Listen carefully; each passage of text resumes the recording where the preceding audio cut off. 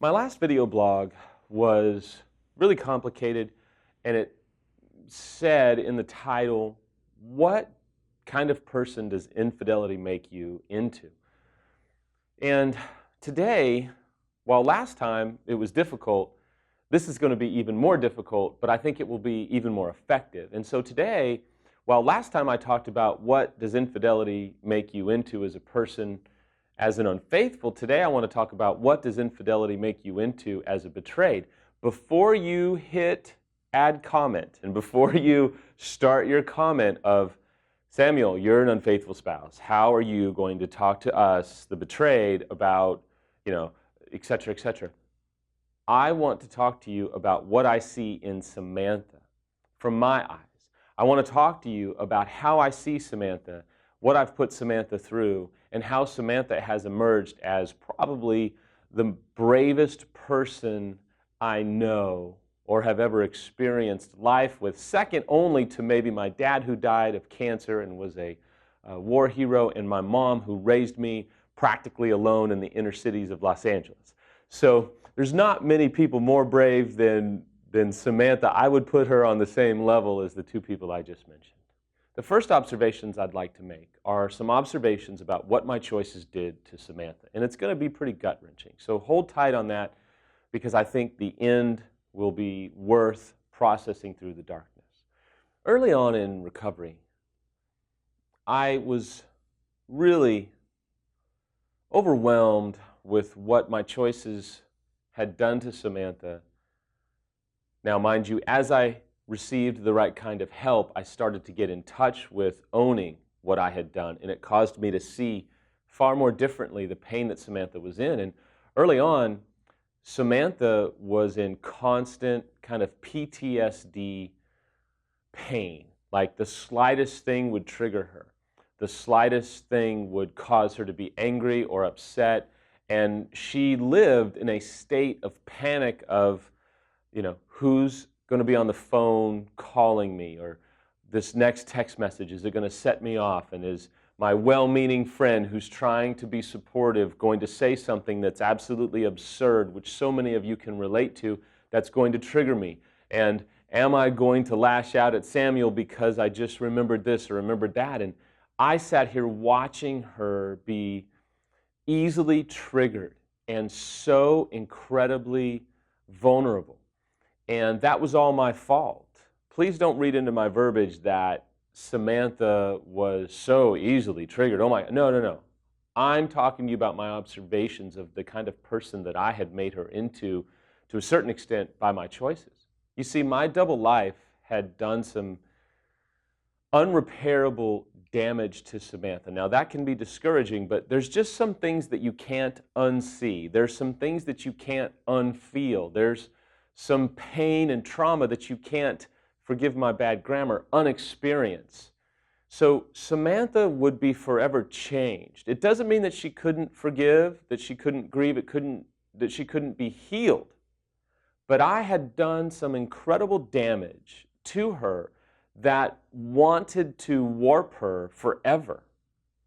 And the type of person that my choices had the opportunity to make her into was this bitter, resentful, angry, treat me like a doormat the rest of our marriage, never let me come out of the doghouse of that. And she chose not to be that type of woman. But before I get to the positives, I also watched her inability to sleep because of what I had done. I mean, she would have these incredibly vivid nightmares. I mean, she would see my affair partner. She would see family members of the affair partner. She would see our old church family. I mean, there was some vividness that I don't know any other way to say it other than would attack her in her sleep, when I don't know that you're any more vulnerable than you are when you're asleep, and the nightmares and the outrage that she would experience. And it was incredibly humbling to watch her suffer as the victim more than anybody in this whole scenario.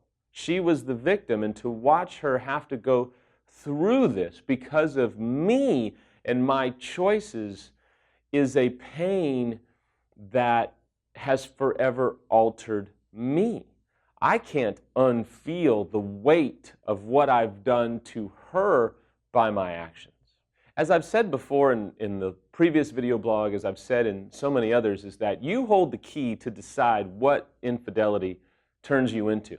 Now, there came a point, a shift, if you will, roughly, I would say, somewhere in the neighborhood of 6, 7, 8 months, where Samantha decided she was not going to let this trauma, hurt, pain, anger, rage, hate turn her into the person that she knew it wanted to make her into. You see, she started to kind of see, wait a minute. I have a vision. I can see what all of this crap wants to turn me into, and she started to get just healthy enough to observe what this hurt, pain, and trauma wanted to turn her into, and she stuck her foot down and said, I'm not going to let that happen. It was incredibly brave, incredibly courageous, because she refused to allow some very valid emotion and pain turn her into this angry, bitter, revengeful, refusing to forgive person. Let me give you some observations of what it's turned Samantha into. Now, Samantha is incredibly courageous. I mean, she is not afraid of anything. She is someone that, I mean, I'll tell you, she made some decisions to never be the type of person that she was ever again. And so we're a baseball family, and there's a coach that is really a special individual. And Samantha couldn't stand it.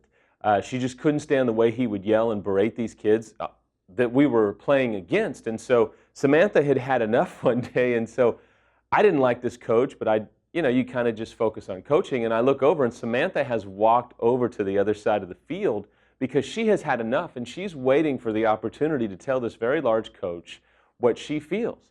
And in my mind, I'm like, oh no. I'm not afraid of what she's going to say. I'm like, oh no, that means I have to fight him, because if he gets angry, now I have to go fight this big, large man. And I just saw her, and luckily, after the game, the coach had to go have his meeting with that, and she finally got fed up. I mean, she wasn't raging. She wasn't out of control. She just had no problem standing up to a bully and saying, listen, I just want you to know a few things about the way you're treating these kids. I mean, she just has shifted to a point where she's like, look, I don't care what anybody thinks of me. I've been through some of the most devastating things that you could ever go through. Do you think a little confrontation about this or that is going to upset me? I've been through way too much to allow this little thing to completely undermine the foundation of who I am as a woman. She also had to draw some very significant boundaries in her life, and she was someone that was very easily taken advantage of just because she was so loving and so caring. But as she's gotten healthy, she's understood and appreciated the value of boundaries. And let me tell you, when our boundaries start to waver in our family, whether it be for us church or whether it be family time or different things that we as a family value, when those boundaries start to get pushed against, she does not let that happen for very long at all. No, she's not a raging lunatic, and no, she doesn't lose her mind. She just has a righteous indignation that will say, wait a minute, these are boundaries that we have established. We will not waver on them. We may have wavered in the past, long ago. We won't ever go back to that again. We're going to live by these boundaries because we know what life is like without these boundaries. You see, I see with incredible clarity that Samantha loves me.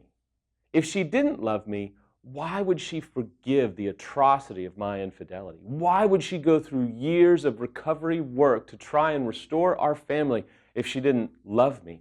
I've had moments where, yes, I've been upset and angry and really even raging, thinking that she doesn't love me, but there came a time where I had to absorb the truth of, wait a minute, what do you think is compelling her to do so much recovery work, to have to go into excruciatingly embarrassing situations as a betrayed spouse and work through recovery? You think that she doesn't love you? You're a lunatic. I mean, that's the voices that I heard in my head saying to me, after all that she's done, she doesn't love you? What are you thinking? What do you think compelled her to get back up again, try to love you and reconcile and forgive you for the things that you have done? What world, what planet are you living on that you would question her love for you after all she has gone through for you and your family? As many of you have said, and I will forever say, the biggest hero is Samantha. And yes, she works a full-time job. It's hard to get her in here. But she's the biggest hero. But you too, as a betrayed, have a chance to be a hero. I don't know what's going to happen with your marriage or your relationship. I don't know. And this isn't any kind of condescending, redirect of, well, if you want to be a hero, you need to forgive your spouse. No. This is an appeal to let you know that you have an opportunity to be your own hero by the way that you react and by the way that you choose to respond. I don't know what's going to happen to your marriage, but I do know that you as a betrayed spouse can be your own hero by getting the help that you need, by choosing to not let this agony make you into the person that you know it wants to make you into. You always have a choice. I hope and pray that you would be your own hero if the opportunity presents it, and if your unfaithful spouse is willing as well. Maybe you too can be the hero of your family if restoration is possible. But I do know this. I do know that you can be your own hero. And I do know that you can respond in a way that you will look back at for decades and be so proud of how you responded, so proud of how you took care of you, so proud that you decided that you were worth the effort at recovery. You were worth the efforts at self-love. You were worth the effort of taking care of you.